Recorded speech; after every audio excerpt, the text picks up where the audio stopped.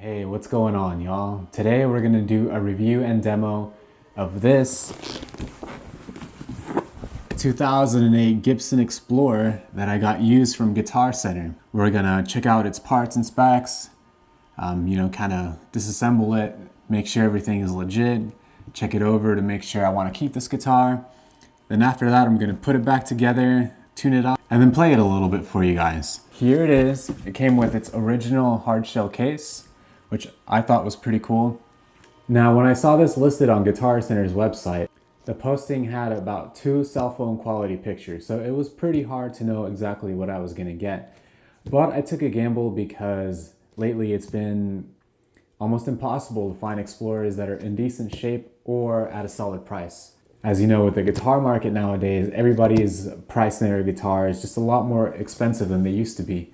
So after lurking on Reverb and Guitar Center, Craigslist, and Facebook Marketplace, I was able to finally snag what I thought was a deal. So let's check it out and see if it was really worth it.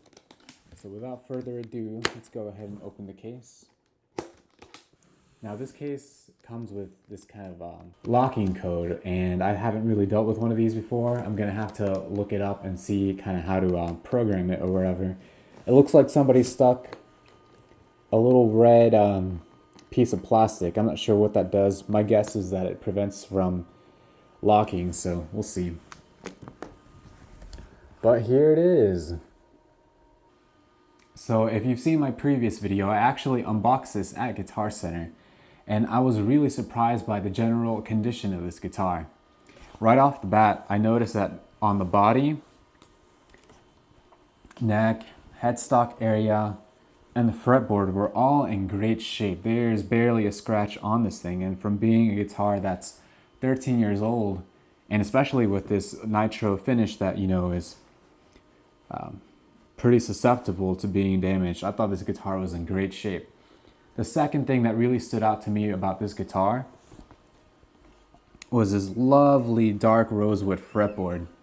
Now, I've actually had a Gibson Explorer before from the exact same year, and that one came with a really light colored rosewood fretboard. It kind of looked almost chalky. It wasn't anywhere near the shade of rosewood, so I thought this was really nice. I much prefer the darker rosewood fretboards, and especially with the black ebony finish, I think it just looks a lot better. So really quick before we tear this guitar down, we're just going to go over some of its features. It comes with 2 humbuckers. I believe this is the 500T and the 496R. They're both ceramic humbuckers. I'm not a big metal guy, but I just love this shape of the guitar, so I thought, hey, we're gonna make this work with my kind of music. It comes with a volume control for each pickup and a master tone control, 3-way toggle switch, output jack is down here, 6 in a line mini Grover tuners, and this is what the back of the guitar looks like. One nice feature that I like about this Gibson Explorer is that it has this nice mother of pearl inlay that says Gibson right there. I know some of them come with a gold silk screen, but I always thought this looked a little bit nicer on these Gibson models. It comes with a stop bar bridge. I'm not sure if this is an ABR or a Nashville, or I'm not really familiar with Gibsons that much, but 22 frets. These frets feel like medium jumbos. They're very nicely rounded off. They feel really great. This guitar currently has some big strings. Now, I usually play with 9s, maybe 10s, but these are definitely at least 12s and possibly 13s. So I'm not sure what the previous owner had going on with this guitar, but we're gonna have to swap these strings out. And then another thing that I noticed that I'll get you a little bit of a close-up later is that there is a hairline finish crack all along this neck joint right here. Now, from as best as I could gather online, it's really not an issue. Some Gibsons are prone to that. As long as it's not structural, for me, that's not really that important. Like I mentioned before, the back of the headstock is really clean. So as long as there's no cracks in this area, the guitar is a-okay with me. One cool thing is that, I'm not sure you'll be able to catch it here, but the serial number is super readable on this one. But enough about the specs. We're going to go ahead and get these strings changed and kind of take a look inside the guitar cavities and, you know, make sure everything is on the up and up. I don't suspect we'll find any surprises, but it's fun to have a look. All right, there's your serial number right there, along with your Made in USA stamp. And then, I don't know if you can tell, but there's a couple of indentations right at the tip and right below the high, between the high E and the B string. You'll notice a little mark that's in the shape of an E, and that's probably just likely from a clip-on tuner that somebody used. Alright, so I went ahead and removed the screws from the pick guard, the pickups, and I removed the strings. So let's go ahead and see what we've got working with here. So the bridge and tailpiece appear to be original. This one has the PW, which when I looked it up stands for Pingworks. So I guess these parts were made in China. This feels pretty heavy. Hardware seems legit. Let's go ahead and take the pick guard off. Not much to see here. Standard control cavity. One great thing I like about the Explorers is that the switch tip is right up here. So you can do some really cool kill switch tricks on your guitar. That's kind of neat. And then the important part was, to me, was that the pickups were original. And so, as I suspected, there were no surprises here. That reads Gibson USA. Doesn't tell you the model number anywhere, but, you know, it looks original to me, so I'm pretty sure that's the 496R. And then the 500T in the bridge. Again, it says Gibson USA.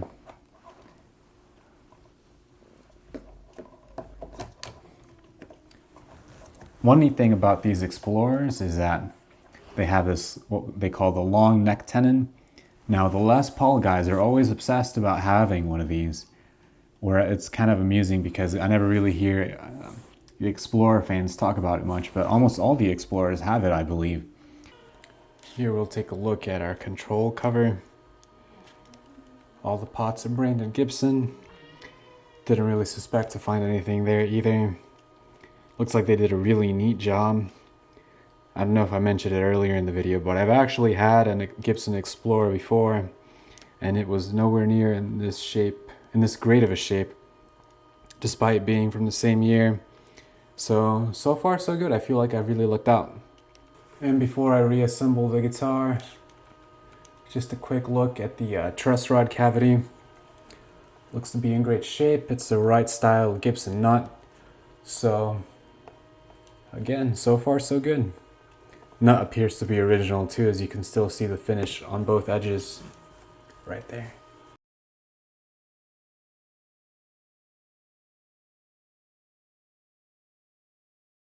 Alright, now that we got the guitar all strung up, tuned, and ready to go, let's go ahead and try it out. First, I'm going to check to see if there are any dead frets on the guitar.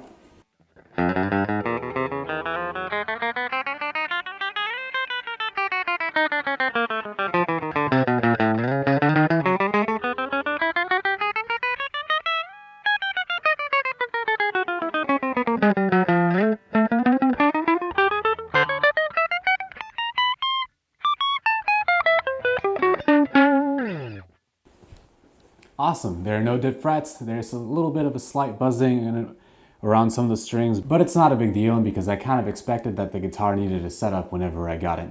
But honestly, it feels pretty great to play, you know, despite the fact that it came with these humongous strings. These 9s definitely feel a lot better on it. So I'm excited to try it out and play it a little bit for y'all. Alright, first we're going to try the bridge pickup. Now I'm rolling back the volume a little bit because what I wanted to show you is this guitar can really push amplifiers. So gonna roll it back just a little bit to clean that up. Here we go.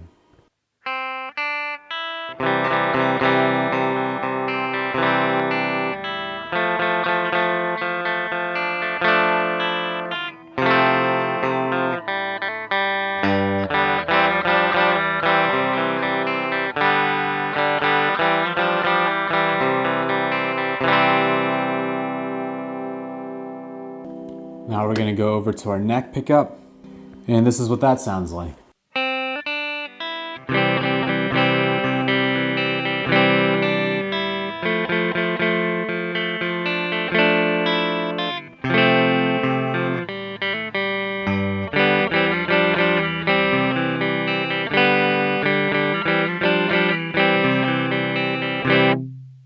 And of course, bridge and neck pickup together. This is my favorite clean tone out of the guitar.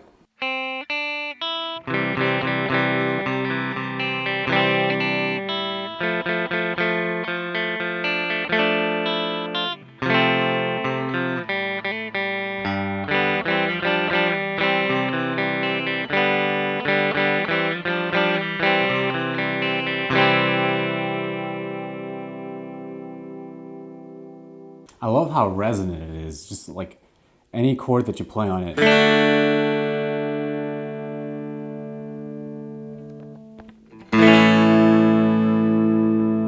Feels like it could just ring forever. I imagine most Explorer players are not buying this guitar to play it in exclusively clean tones. So let's go ahead and add some overdrive and see what that sounds like. All right, first we got the 500T in the bridge.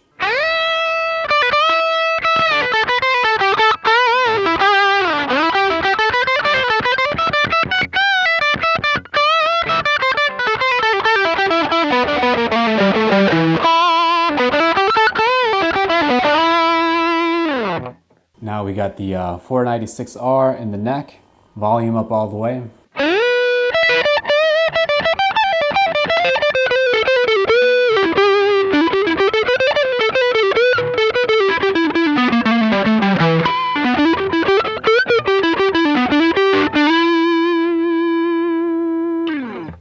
And neck and bridge together.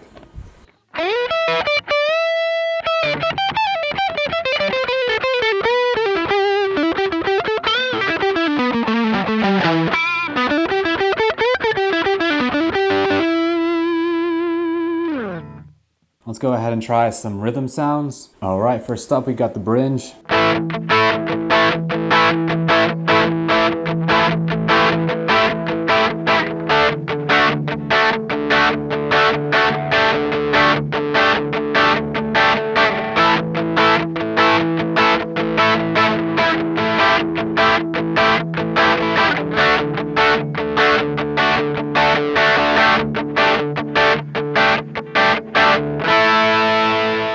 We're going to go over into our neck.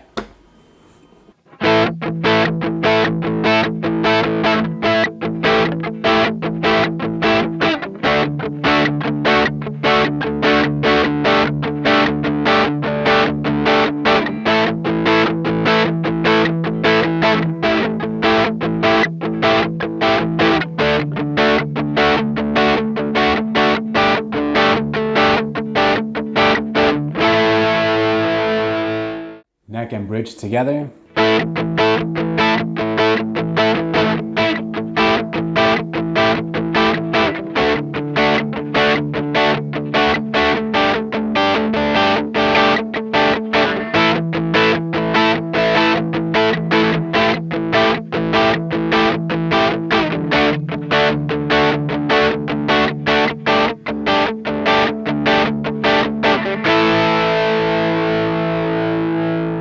Lastly, we're just going to explore some more clean rhythm tones. This is going to be in the neck pickup.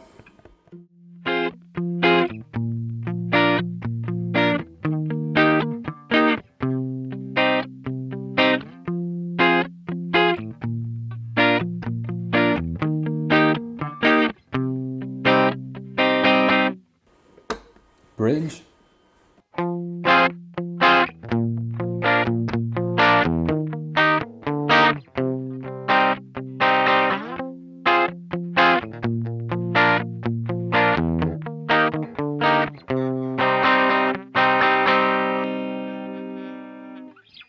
Neck and bridge together.